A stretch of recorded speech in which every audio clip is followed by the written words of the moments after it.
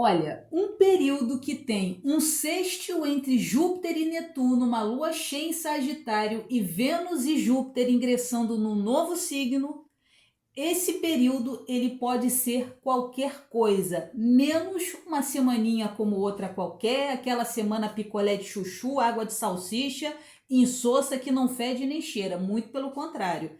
Essa é uma semana que tem tudo para ser uma semana impactante, com eventos de grande relevância na nossa vida, tanto para nos colocar numa situação muito favorável, quanto para causar um estrago, uma devastação daquelas.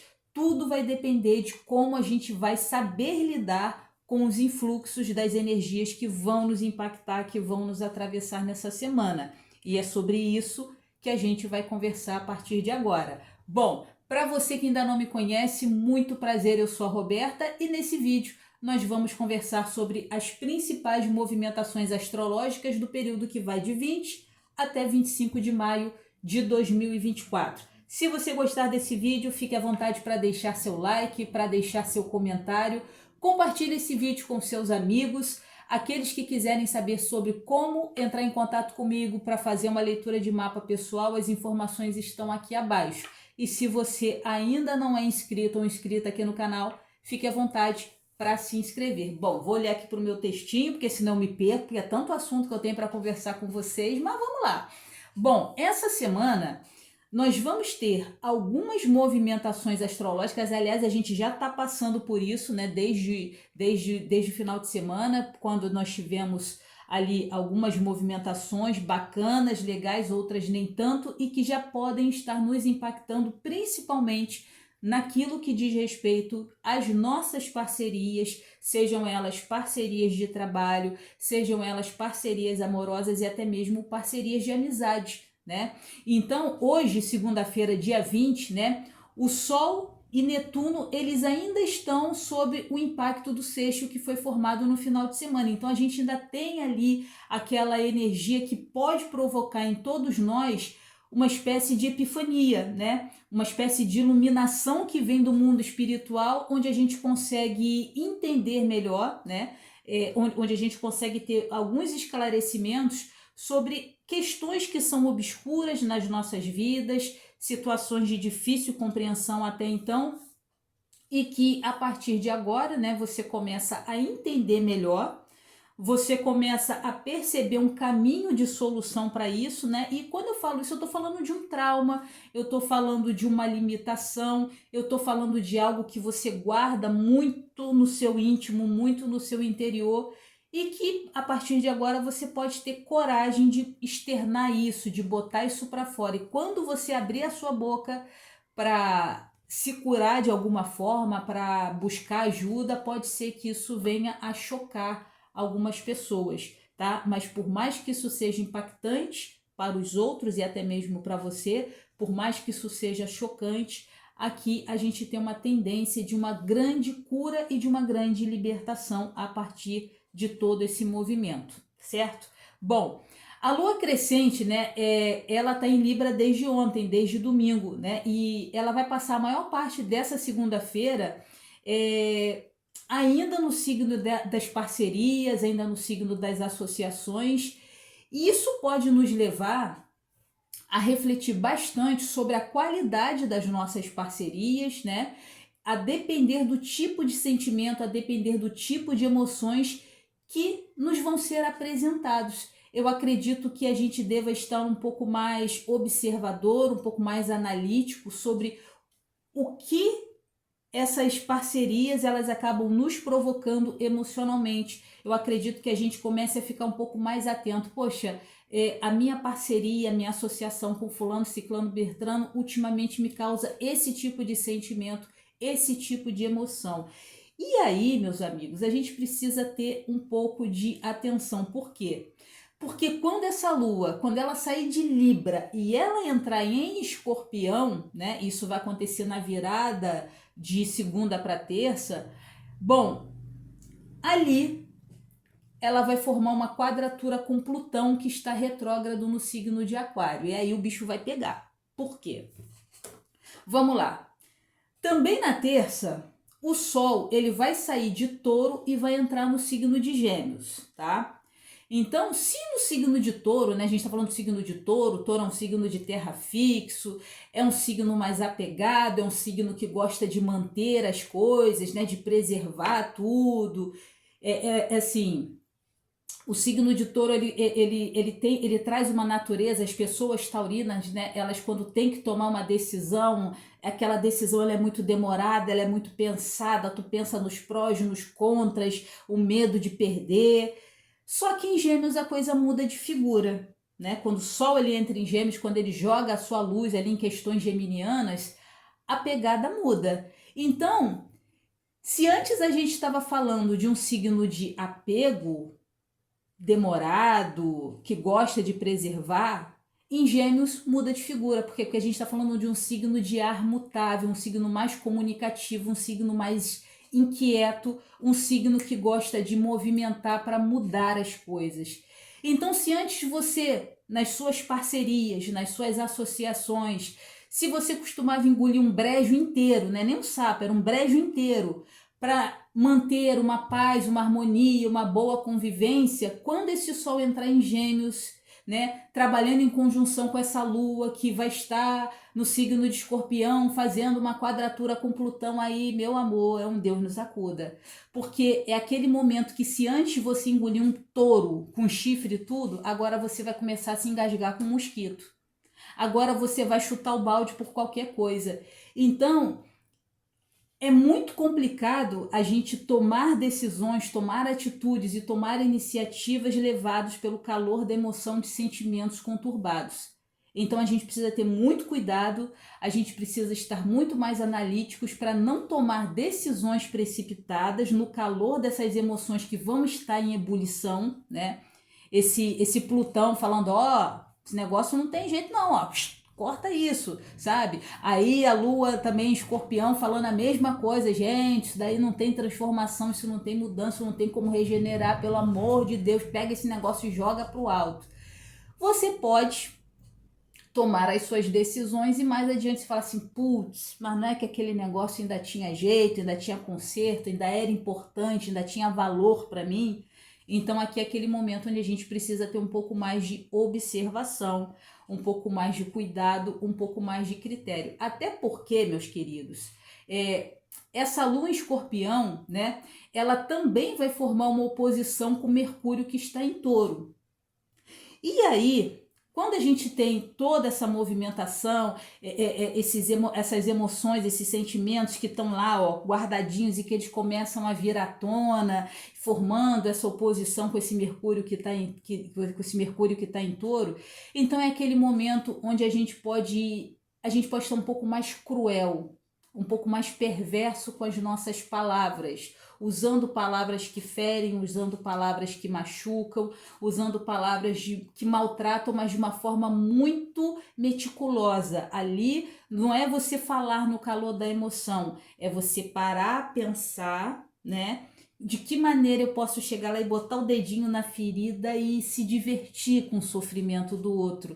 Então a gente precisa estar muito atento a isso, porque depois bate uma ressaca moral. Tem gente que vai falar assim, não, eu não vou ter ressaca moral não, porque fulano fez isso comigo, eu vou fazer de novo. Só que eu acho que a vida é muito mais sobre como a gente reage àquilo que fazem com a gente do que o que o outro faz com a gente, porque o que o outro faz com a gente é responsabilidade do outro, né? É o karma do outro. A maneira como nós reagimos a isso, aí essa é a nossa responsabilidade, esse é o nosso karma, né? Até porque eu acredito que todos nós temos a obrigação e o dever espiritual de sairmos desse mundo um pouco melhor do que o que nós entramos, né?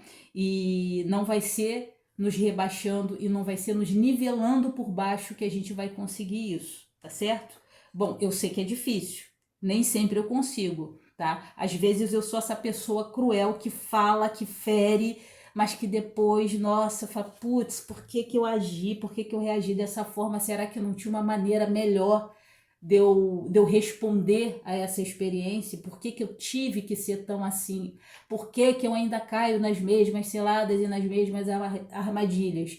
Então, Nenhum de nós está livre de dar uma resposta esquisita, tá? Mas eu acredito que quando a gente já sabe previamente o que está predisposto a acontecer, e vamos entender que a astrologia ela não crava sentença na vida de ninguém, como diria Mário Rosso de Luna, os astros inclinam, eles não obrigam, tá? Tudo tem a ver com a nossa consciência, com o nosso livre-arbítrio de como a gente vai agir e reagir às experiências. Então, se você está tendo essa informação antes, se você sabe que isso está predisposto a acontecer, o que você pode fazer para não causar um dano e um estrago na sua vida e depois provocando uma consequência que depois você vai ter uma certa dificuldade de lidar com aquilo. Sentiu que a coisa começou a ficar esquisita para o teu lado, você tenta tomar uma distância, respira fundo e fala, ok, como é que eu posso lidar com isso da melhor maneira possível? Eu não estou dizendo que você tenha que preservar parcerias e emoções que vêm te prejudicando emocionalmente, mas eu acredito que existam maneiras de você cortar, transformar, transmutar e renascer de uma forma que não te cause tantos danos colaterais assim, certo? Mas enfim, você é livre para tomar as decisões da maneira que melhor lhe aprouver, tá certo? Bom, na quarta-feira, no dia 22, né, a Lua começa a formar uma oposição com Urano, depois com Vênus e depois com Júpiter, né? O Júpiter que já está ali prontinho para sair de Touro de Malicuia, ou seja, essa Lua ela vai ativar todas essas energias que você percebe que tem tudo ali para ter uma reviravolta, um corte, uma ruptura, algo que seja chocante, seja em questões de parcerias afetivas e amorosas e associações, seja com questões ligadas também ao teu material, ou seja, situações que te trazem tanto uma segurança material quanto uma segurança emocional, porque toda essa galera ainda está em Touro. Então aqui a gente precisa tomar muito cuidado com as nossas reações que envolvam cenários que tenham a ver com o nosso dinheiro, com a nossa estrutura de trabalho e também com a nossa estrutura emocional, tá? O lado bom é que mais para frente essa energia ela dá uma melhorada, tá? Então aqui a gente precisa tomar cuidado também com o nosso dinheiro e com as nossas finanças relacionadas a tudo aquilo que é eletrônico, que é digital. Mais uma vez aqui o cuidado com as suas senhas, com o seu celular, com as suas contas, com aplicações financeiras, com aquilo que você vê na internet, né? Porque a gente tem Urano no meio dessa jogada toda. Então cuidado com aquilo que você vê na internet, cuidado com promessas mirabolantes que você vai ganhar muito dinheiro, porque ali pode ser uma rasteira que depois para você se recuperar vai ser difícil, tá certo? Tá? Então, vamos lá, seguindo no calendário, no dia 23, a gente tem a formação da lua cheia em Sagitário e o ingresso de Vênus no signo de Gêmeos, tá? E de novo, né, Vênus vai formar um sextil com Netuno em Peixes. Então aqui, cara, aqui é um dia que é muito legal. Aqui é um dia que é muito bacana. Eu gosto muito desse dia.